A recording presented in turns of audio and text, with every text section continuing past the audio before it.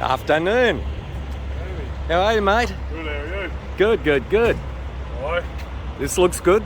Yeah. The latest toy. Latest toy, yeah.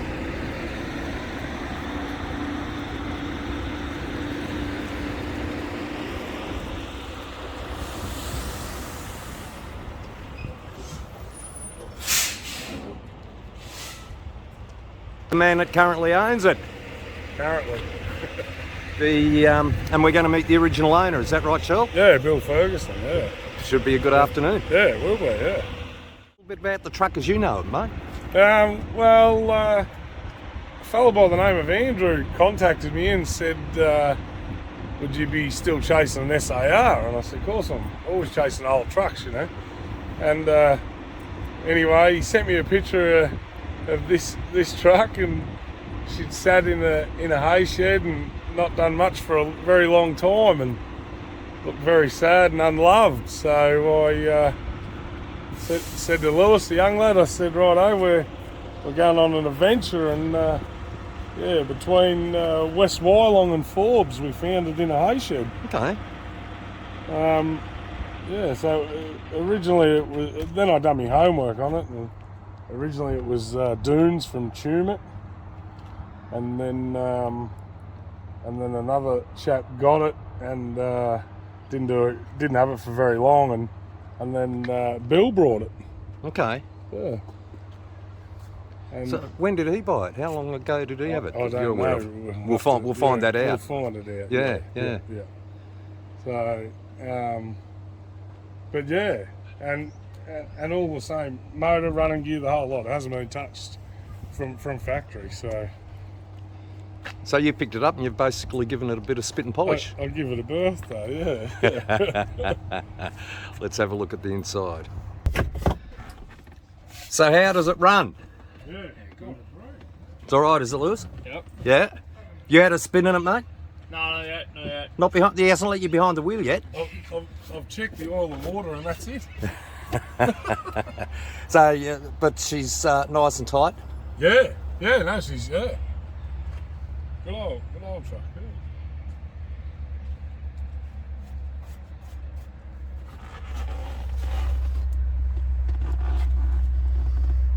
What year is it, Shirl? 85. Okay. Yeah. A few miles on her. Yeah, I'd say she'd be. It's got 7 something on the clock there, but I'd say she'd be probably around twice, I'd say. Yeah. I'll look forward to hearing more about its history when Yeah. we catch up with Bill. Seriously about buying this back. Buying the Kenworth, buying this one back, Yeah. but I tried a couple of times to ring the fellow. I had his phone number, but no answer. So then that was it, and it was just all sound asleep until Shirl rang up and said, "I've bought your old SAR." All right, so let's move over to you, Shirl. So you've come across the truck. Tell us where you came across it. I put a ad on Facebook. I think Lewis did, saying wanted old trucks, what old bangers are around, you know. This bloke by the name of Andrew called me, and he said, I've got an old truck, and it's sitting in the shed there. And I said, do you mind sending us a photo? And anyway, sent us a photo, and she looked like she needed a good birthday. And so we went up we got another SAR and the drop deck, and we went there, and we couldn't leave without it, really. And then we started with the history of it. Then that's when we started to try and do a bit of homework to find out who and where and why. And Was that difficult? not now with the technology, I don't think, especially with Lewis on Facebook. And Yeah, but what about Bill? He wouldn't be on Facebook, are you, Bill? no, he's Do you know what Facebook is? Just. He's on Tinder, they tell me. We done a bit of searching, and I got the build sheet from this Andrew, and it said Dunes on it. So we contacted these Dunes in Tumut, There's 2 young lads there, and they said, yep, and they sent us the pictures of... Will you tell me Dunes went out of business? Yeah, they went out of business, yeah. Right.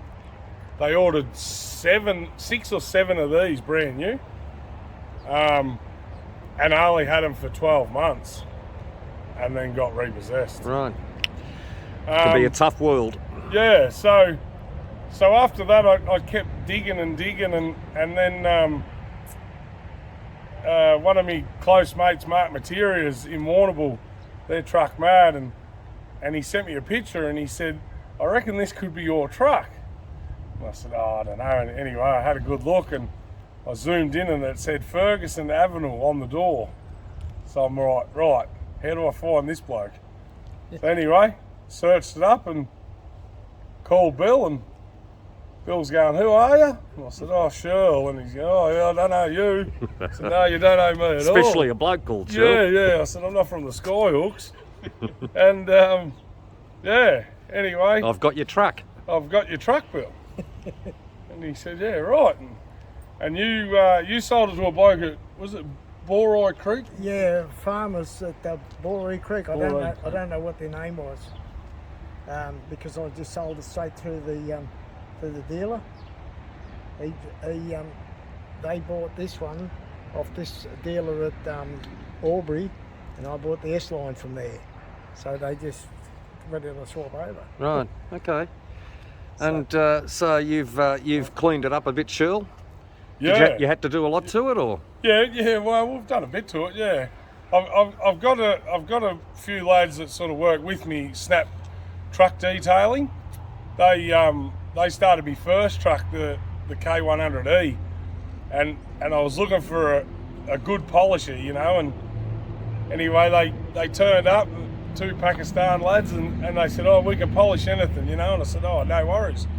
Anyway, they done the bull bar on the cab over, and I'd never seen polishing like it in my life. And I've been to a lot of truck shows, and I said to them, where do you come from? What do you do, you know? And they polish motorbike engines. That's what they done. Okay. And it's a step up. Yeah. Anyway, they said it's not hard, and it's not in the polishing. They tell me it's in the sanding. So Snap Truck Detailing, they after that, I just said to them, you know, I've got another truck and I've got another truck, and with this truck we got it home, and I'll show you the photos when we got it. It was very unloved. Yeah, you said it had been sitting in a shed for however long. And they said to me, can we do this for you? And I said, what do you mean, you know? And they said, can you just give us this truck and we want to do it for you? And I said, yeah, no worries. And I naturally thought they were just going to polish the bar and the tanks. And I was away and got home and they cut and polished it. And I said, you've painted it? And they said, no, we've cut and polished it. And I was like, yeah, right. So it just a bit of spit and polish and elbow grease, you can tell, you know. So massive difference between massive before difference. and after. So then I said to Lou, we better, you know, take the wheels off and paint the chassis and tidy it up a bit more, you know. And then love the wheels. Yeah, the spiders. And Terry, my partner, she said, you're going to have to get all the scrolls done, you know. And I said, oh, I'm not wasting too much money on it, you know. Anyway, come home one night and here she was in the shed and she said, shut the door and piss off. She goes, I'm going to have a go doing this. And I said, righto. So turns out she didn't do here to show everyone what it was, you know, what it was back to. And oh yeah, a couple of the original marks on it. The original marks on it, but she went over the rest that was already there. Yes, yeah. So that's what we've sort of done, yeah. And here we are today, and Bill, you've been reacquainted with an old girl that obviously worked well for you for a number of years. Yes, she did. So, and you were saying before I put you on camera that, and you might just take us through that again, if you don't mind, about how you came across the truck. Pardon? You might tell us again for the camera how you came across the truck. Was it Thompson? Thompson Kenworth in Shepparton, is that right? Yep. They gave you a call? I gave them a call on the, I think it was the Friday afternoon or the Saturday morning. Anyway, we went up on the Monday and had a look at it. And Now, this was because you had another Kenworth Yep. beforehand, which Yep. was a, Yep. what was the truck before? It was a K125 Kenworth, a cab over with a 892 Detroit in it. Right. Um, But it was a bit hard on your backside, is that right? Oh, that's right. Coming down out of Coonabarabran one night, I was in the bunk. Ross was driving. Anyway, the road was pretty rough. I've been dead to the world. And next minute I went out over the ledge of the bunk, landed on top of the engine cover. And I said, where the hell are we going? Ross said, it's this so-and-so rough road. By God, it was rough. So after that, I thought, well, I'm not going back up in that truck again. That's what prompted me to go and look at this one. Right, which you obviously fell in love with, bought, and It was like a motor car, wasn't it, Ross, to ride in after the other one? treated you well for 6 or so years. You said you had it. Yeah, yep. Yeah. I've done a lot of work with it. So a bit of nostalgia seeing it again. Oh Yeah. Well, it's in good hands. He's got a story about the girls on the front too, haven't you, Bill? Oh, okay, Bill. We'll just. Yeah, all right. We got the girls. Oh yeah. So you better fill us in. After I bought it, I was somewhere here one day, and there was I went to this place, and there was a couple of women there, and of course I knew them, and they said, "Oh, what do you do with the nude ladies on the front?" I said, "It's good to sit there and watch." I said, "When you hit a bump, you'll see the boobs bounce up and down." They said, "Oh, you old bugger." Well, you weren't so old then, were you? No. Back in '93. That's what you might call red-blooded, mate. Yeah, so a bit of nostalgia for you. And you and Shirl had not met before he rang you out of the blue, yeah? Yep. Okay. Oh well, it's nice that you get to see it again, Shirl. It's nice of you to bring it up here and connect the two pieces of history together. Yeah, well, that's what we do. Lewis is. I'm trying to teach him. You know, these things aren't around forever. You know what I mean? So you got to get the history where you can, and you never stop learning. So as soon as I found out about Bill and contacted him, I said, right, we've got to go up and meet Bill and show him and do the right thing. Beautiful. Gentlemen, thank you very much. It's a lovely story. And Shirl, you keep it for a little while, or you're not sure? Yeah. If the right price comes along. With the right price, I suppose. Yeah. Yeah. You're always looking for something else, aren't you, as we know? Yeah. You've turned into a bit of a truck wholesaler. I don't know about that, but yeah. But it's the history, really. I love finding old trucks and getting the story about them. Yes, yeah. And you've got a young lad over here who's willing to help, and you got a partner who can do a bit of scrolling for you. Yeah, we're out of surprise. So it's a good team effort. I got my daughter. And as they're well. cheap. Ruby paid, so she does the spiders. That's what Ruby's job is. She gets in the shed and does the spiders. So. And a good job she's done too. Yeah. Gentlemen, thank you very much. A little bit of history that's been preserved. Good on Thank you. you. Ta. Take care of you. I was up at Ivanhoe. I was heading out the Menindee Road, about 100 kilometres to pick up wool. Anyway, the door had come open, and I had a torch on the floor. And the door opened as I turned around the corner, and the torch flew out in the ground. So I got down and picked it up, and I was putting it back together. My mate come past in a road train, and he pulled up. He said, "Are you right, Bill?" I said, "Yes, John, I'm all right." I said, "The bloody door come open." I said, "And that's why I lost my torch. I'm putting it back together." But I said, "I'm all right. I'm not broken down or anything." So I shut the door and away I went.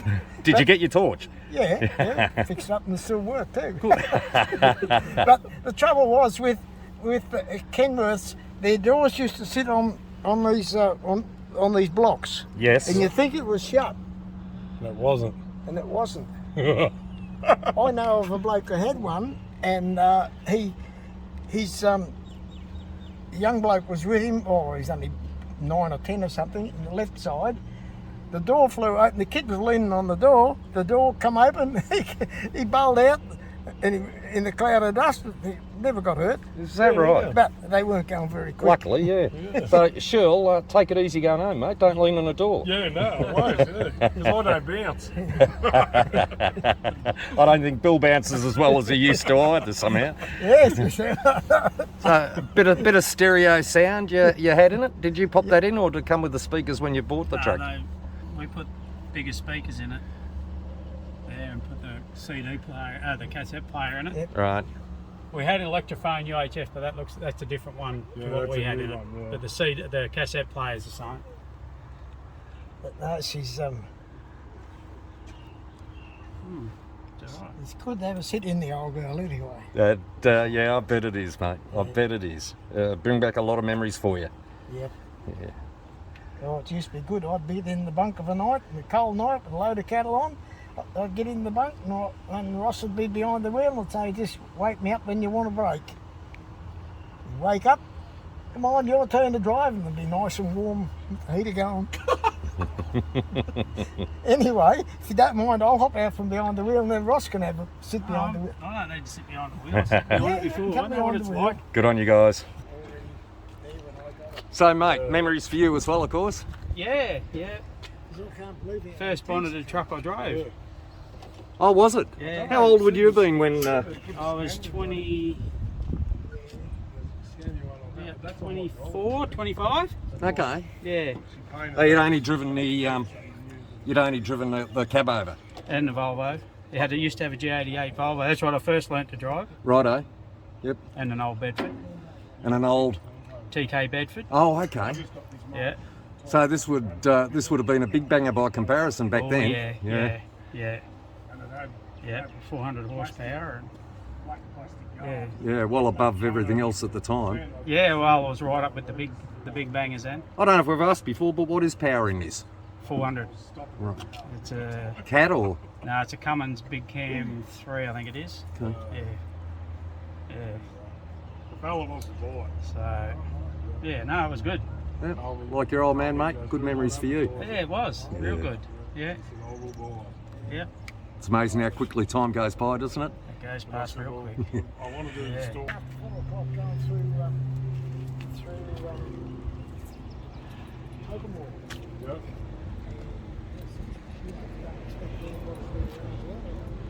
No.